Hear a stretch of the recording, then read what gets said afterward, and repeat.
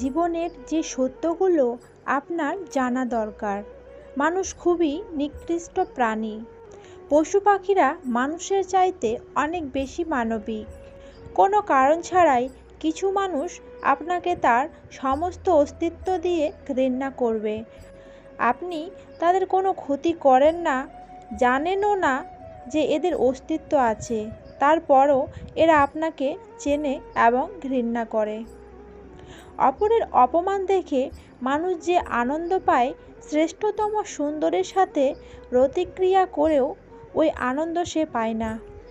নিজেরটা নিজে করে খেতে না পারলে কেউ আপনাকে দেখবে না।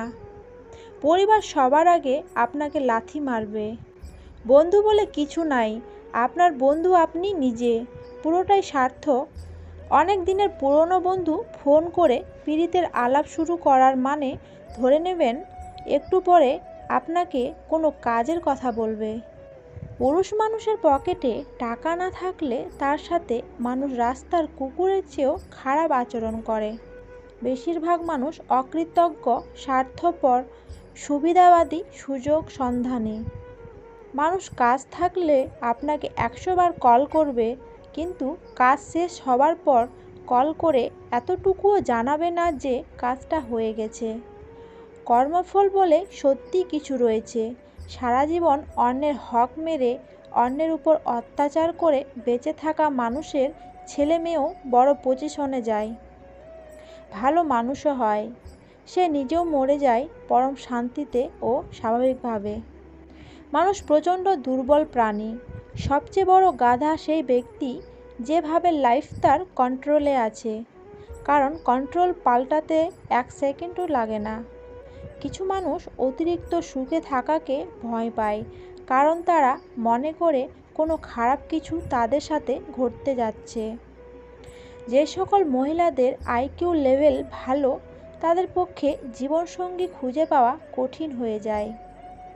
কমেডিয়ান বা মজার মানুষদের আমরা বেশ সুখী মনে করলেও তারা ভেতরে ভেতরে অন্যদের চেয়েও বেশি হতাশ থাকে। চোখ বন্ধ করলে কোনো কিছু স্মরণ করা সহজ হয়।